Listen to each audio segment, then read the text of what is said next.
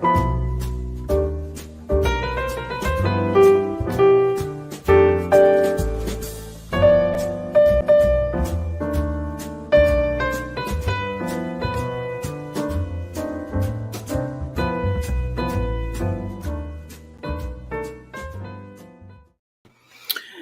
traders, welcome to Charts and Coffee. Hope everyone's having a good Wednesday morning. We are about to embark on one day closer to the PCE as we inch closer and closer to Friday's big inflation number. So if you're looking at what expectations are right now for the Federal Reserve to cut rates, remember this could look markedly different on Friday at 8:31 Eastern. So that looms over the market. But in the meanwhile, as we make our way through Wednesday, we do have the Richmond Manufacturing Index coming up at 10 a.m.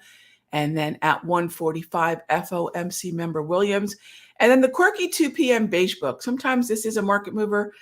Sometimes it's not, but we do need to keep an eye on that for the second half of today's session. And that's where we sit as we're taking a look at the hot zones sitting on the economic calendar. We do have events that are moving crude, some geopolitical tensions in front of the next OPEC meeting have been pushing crude higher. You could see that yesterday for sure, and even starting from Friday last week. But it looks like right around $80 a barrel. Within the context of this uptrend, we're hitting that mean reversion resistance, and frankly, resistance that we have seen crude stall at right around $80. So please be careful jumping on crude because it's not a demand narrative. It's really geopolitical tension, which is really a potential lack of supply type narrative. And that's not usually the kind of trends that have smoothness, that have more predictable follow through. So be careful with that. This is very much a bounce within the context of a downtrend on crude. And remember that when we look at the oil stocks, the sectors for oil stocks, energy, oil services, oil and gas, explorers, those are all pretty weak. In fact, when we take a look at the month to date on what's happening so far in May, as we're winding down, Friday is also the last trading day in May, you'll see that OIH seems to be about the strongest. That's your Schlumberger, Halliburton waiting, but take a look at the bottom. Exxon, Chevron, your XOP sitting at the very lowest point of month to date normalized performers. They're not down a lot. In fact, that's one thing to mention. It's not as if with semiconductors up almost 17% month to date, that everything below it is necessarily melting down or nothing else is strong. Our very weakest sector so far in May is 1.29%, just over 1% weakness in XLE energy. So it's not as if we're seeing just this meltdown broadly in the sectors that are heavily weighted in the broader averages, but rather, obviously crude's been in a downtrend and that's going to drag oil stocks with it. All right. So with that being said, we've taken a look at the hot zones.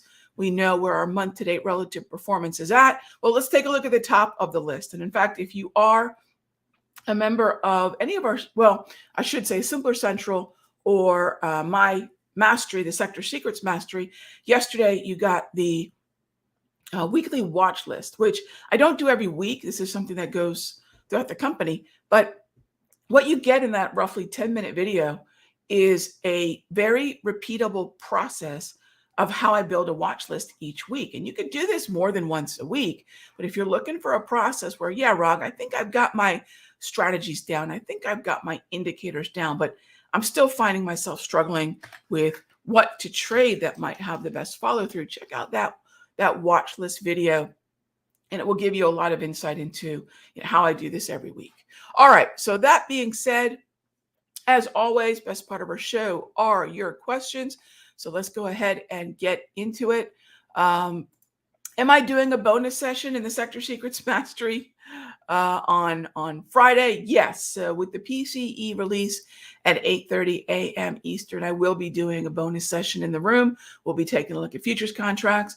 We'll be taking a look at the way in which we'll be looking at the macro clarity or some insight anyways into what's happening around the inflation. So yes, we will get together Friday at 8:15 a.m. Eastern, 15 minutes before the hot zone, and we will take a look at the setups and the potential implications. All right. Next up is question from Pierre, who asked, good morning, Pierre. Could I explain the content of BITO? On ETFDB under holdings, it says nothing about Bitcoins, but US dollar and T-bills.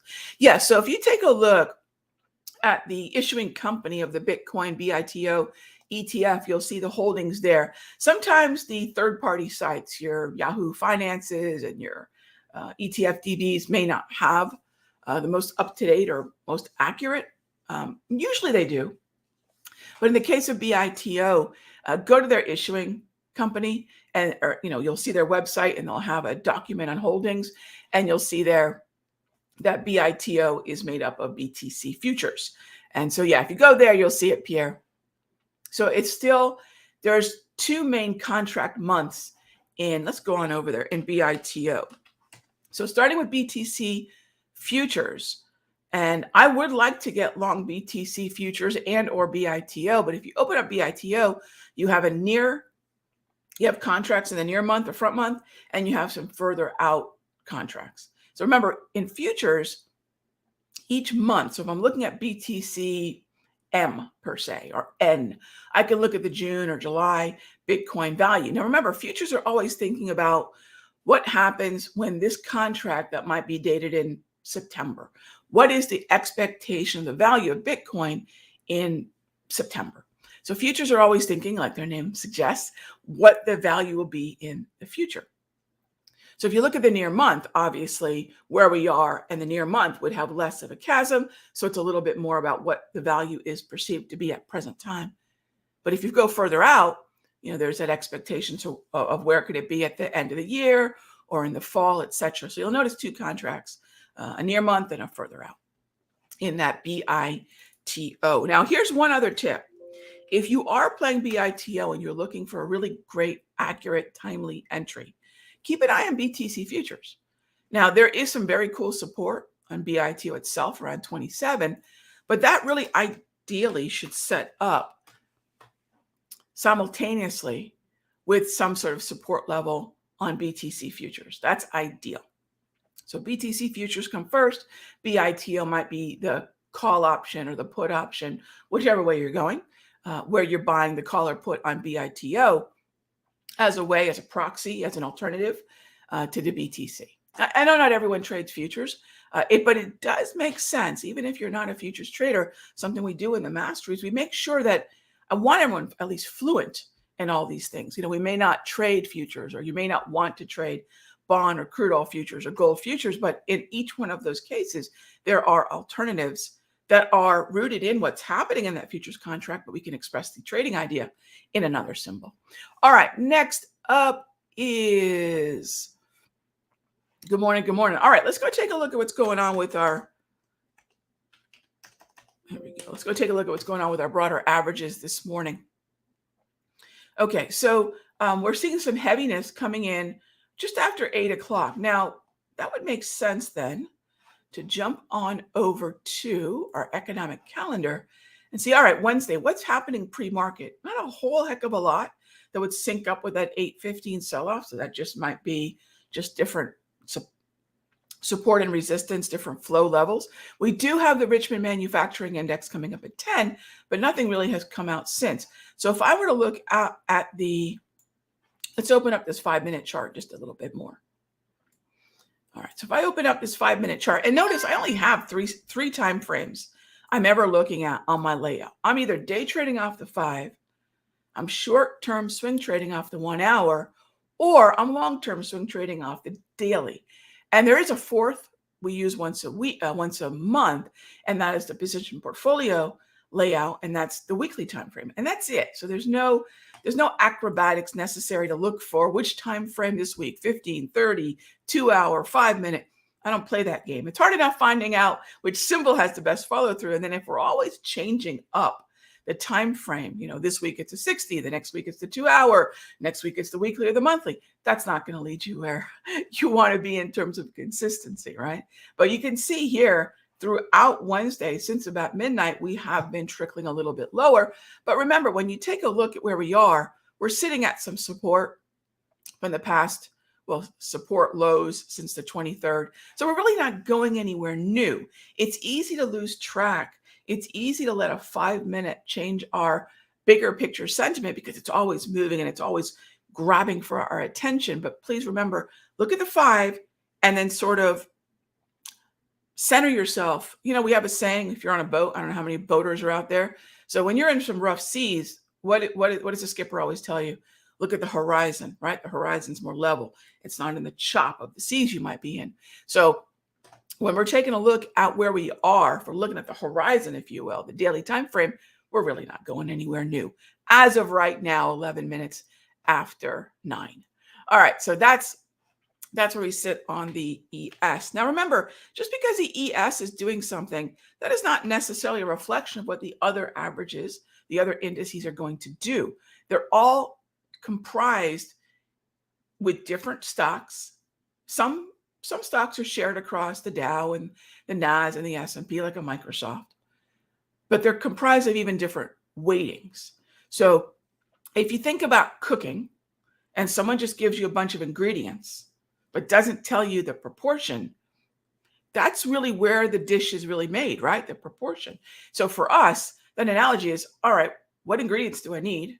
Stocks, sectors, and then what are their proportions? What are their percentage weightings within each one of the indices? So the Nas could and can move distinctly different than the Dow, and it could be moved differently than the S&P. The S&P is so closely watched, though, because it is, interestingly enough, a little bit like the Dow and a little bit like the NASDAQ. So some days, the S&P is not the best one to necessarily trade because the Dow might be a weaker index or a stronger index. The NASDAQ might be a weaker index or a stronger index.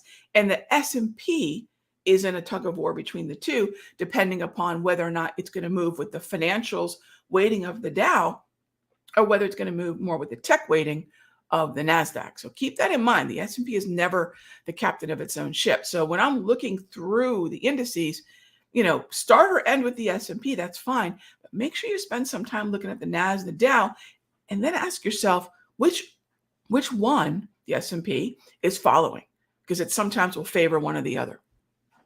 All right, so we can see a little bit of heaviness. And this is not from this morning, gang. You can see a little bit of heaviness coming in since basically about the Asian session. That's 8 p.m. last night. So if I'm taking a look at what's happening, this is not necessarily solely the U.S. market, the U.S. financial center opinion. How many times have we seen the bell ring and there was strength pre-market? And then we saw this yesterday. And then there's weakness on the bell. So remember, what's happening pre-market belongs to the pre-market. It belongs to what happened during the Asian session, the Asian close, the European Open, the UK Open, and a little bit since about 7 a.m. in the US. So we're really not seeing a whole heck of a lot, although, yes, we are going to open a little heavy this morning, but that doesn't in any way mean that's the way we're going to keep going. We'll see what happens. All right, next up is Sandhu asks, I'm trading in a Roth IRA and I trade part-time. Is your trading room helpful to me? So 2 things. One is part-time, we have to get specific to the hours. For a lot of traders, day trading is a great part-time activity because you can spend maybe 60 or 90 minutes setting up some day trades, even less than 60 if you wanted to, setting up some day trades. And then once you've got to go do whatever else we have to do in life, right? You can place alerts and or stop orders and limit orders for targets and for risk management. So you can walk away from a day trade as long as I view it as you are present during the setup, and then you can place conditional orders on your platform to manage while you're going to be distracted with whatever comes next in your day. So that's one thing, day trading. It's not necessarily something I would recommend doing all day. Really, for me, the first hour is the best hour for day trading setups. Yesterday, case in point, yesterday, let's say you're part-time and you say, Rag, yeah, I can hang out with you in the morning, we can set up those day trades together. Great. We had a Freeport McMoran day trade that triggered in that first hour of the day after the bell. And then, so first hour of me is 9:30 to 10:30 a.m. Eastern. And then we ended up just closing this into the final leg of this into the bell. So it's not as if, depending on when you're available, that day trading might not be feasible. However, most likely the best approach is going to be swing trading, right? Meaning, can I watch a 1 hour or a daily time frame? Or Rod, can I get the alerts from your room as to what you're looking at and when you want to be buying a certain put or a certain call? Can I do that? And yes, what I teach members is, I acknowledge not everyone's going to be, this is my trading office. This is where I spend a good deal of my time. And when I'm not in this trading office, I have another trading office, right? So wherever I am, I'm not too far from being able to trade. I realize that's not everyone's scenario. So let's say you're in the mastery, and yesterday we sent out our trade management for Freeport McMoran, which we happen to have a swing trade in. So right on the bell, we reached our target and an alert went out to remind everyone, hey, scale out. We give you all the instructions as to scaling out and managing risk. And then we also sent out 2 entry alerts for Bank of America and Apple. And again, those go out before I take the trade or within, a pretty tight window. So it's not as if you can't get the alert and say, oh, all right, Apple, this is the call. This is where I buy it. Those are pretty reasonable to do. But again, not knowing the details, those 2 scenarios are pretty practical. All right, next up is a trend a reflection of the duration of momentum? That's a really good way to put it. BLP, sure. I would add sentiment to that, because the duration of momentum, either in the bullish, what I like to say, the bullish hemisphere or the bearish hemisphere of that time frame, I do believe matters. Right now, we're in the bearish hemisphere on the 5-minute chart, but we're in the bullish hemisphere on some 1 hour and daily. So sentiment will matter. Are we above or below certain lines in the sand that would indicate that there's still more willingness to be long calls versus being long puts, right? So sentiment would matter, but yeah, that's a good way of putting it. If momentum persists, or as I like to say, sentiment plus momentum equals trend, yeah, that would be a big part of it. If the momentum persists, at some point, the higher highs and higher lows will organize a trend. The trend comes last, right? The trend comes last. All right, Gregory says, Sector Secrets Mastery will help you at all levels of trading. Thank you, Gregory. You will learn how to. It doesn't matter how you trade. I appreciate 10,000. Wow. Is it 10 or 100,000? Thanks, Gregory. No, I appreciate that. Right now we have our Memorial Day sale going on. And anytime there is a sale, I like to let you all know. So until, I think, June 7, you can log into the Simpler Trading website. Let's see if we can get there. Good over there. So you can log into simplertrading.com, and you'll see very across the top, there's a code that knocks 30% off a number of services and classes and subscriptions. My Sector Secrets Mastery is amongst them, as are my daily price movement range and hourly price movement ranges. So if you head on over to simplertrading.com, and you'll see, I think it's MEMO 30, if I remember, and you are checking out, you can go grab a quarter of the mastery and come join me 30% off, or the daily price movement ranges or the hourly price movement ranges. So while we have that sale, it's 30% off. Yeah, definitely. If it's something y'all would want to check out, yeah, please feel free to do so. All right, Airbnb, and then we're going to wrap it up. Tyler asks, it just bounced on a daily trend line. How does this compare with my daily price movement range levels? I don't have DPMRs running on Airbnb. It's not one that I trade a whole heck of a lot. Although daily price movement ranges, depending on the symbol's popularity, the open interest in the symbol, we do add symbols to the DPMR and HPMR, our price movement range tools. But I would say more than anything, my friend, you had to the dot. This is the top tier propulsion and a minor low. See that little arrow and the white line? That's where I don't draw trend lines. at all, ever. However, there's so many ways to find support resistance. That's obviously one of them. But that's what I would say. So the setup really would have been the minor low that began forming on the 23rd, and then specifically entry on the 24th as price traded higher through 143.20. That's the specificity that I think about when we're setting up trades. But be careful. This isn't a downtrend, so exercise a little bit of caution. But nice bounce off the top tier propulsion, those white dots. All right, gang. As always, thank you so much for being here for Charts and Coffee. I will see you all tomorrow. Same time, same station. Be good to each other.